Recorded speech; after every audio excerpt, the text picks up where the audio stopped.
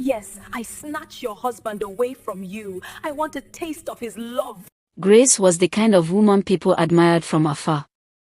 Every morning, she stood in front of her mirror, steady hands brushing foundation across her cheeks, carefully blending concealer over faint bruises and scars that no one must ever see.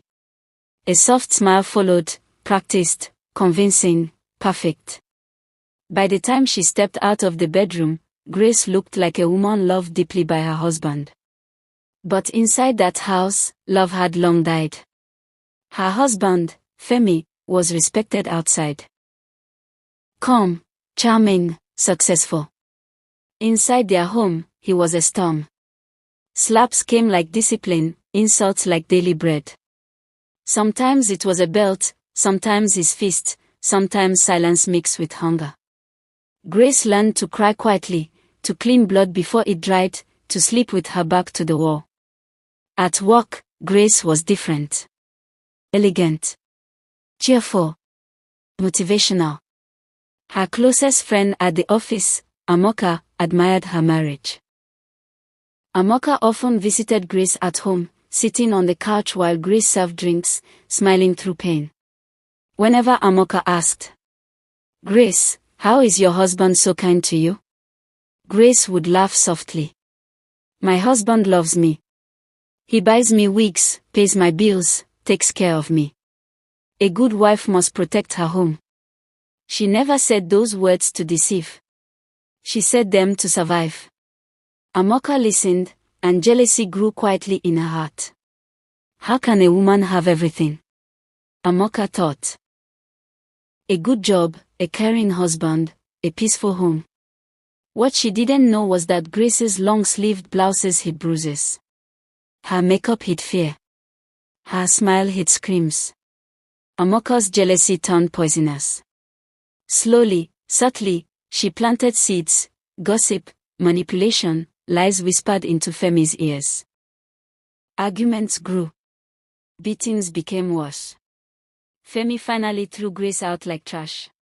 Grace cried until her chest hurt. She ran to the one person she trusted, Amoka. "They said I wasn't a good wife," Grace sobbed. "After everything I endured, all the beatings, the silence, the shame, I still stayed." Amoka hugged her tightly, pretending to cry with her. All the while, she was the architect of Grace's destruction. Months later, Grace heard the news. Femi was getting married. To Amoka. It felt like a bomb exploded in her chest. Driven by disbelief, Grace went to see it with her own eyes. As she entered the compound, Amoka rushed out and blocked her. "Don't climb the stairs," Amoka said sharply. "Wait here." Moments later, Amoka came downstairs, glowing, wearing expensive jewelry. "Yes," she said proudly. "I married your loving husband. The man you always praised. I got jealous. I wanted to taste that kind of love." Grace stared at her, then laughed. A deep, painful laugh. "If only you knew," Grace said calmly. "Anyway, thank you. You saved my life. I am finally free. Enjoy your pain in peace." She turned and walked away. Amoka stood confused. What pain? Weeks later, she understood. Femi changed. The first slap shocked her. The second taught her fear. Soon, he punished her like a child, kneeling for hours, denying her food she cooked, collecting her salary, locking her inside the house. Amoka cried every night. "God, forgive me," she prayed. "I destroyed an innocent woman." Years passed in suffering.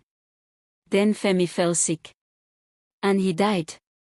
At the reading of the will, the lawyer cleared his throat. Everything, houses, accounts, properties, was willed to his first wife, Grace. Amoka collapsed. She left the house with nothing. Not even a pin. Heartbroken. Empty. Punished by the same love she stole. And somewhere far away, Grace finally slept peacefully, free from bruises, free from lies, free from a marriage that almost killed her.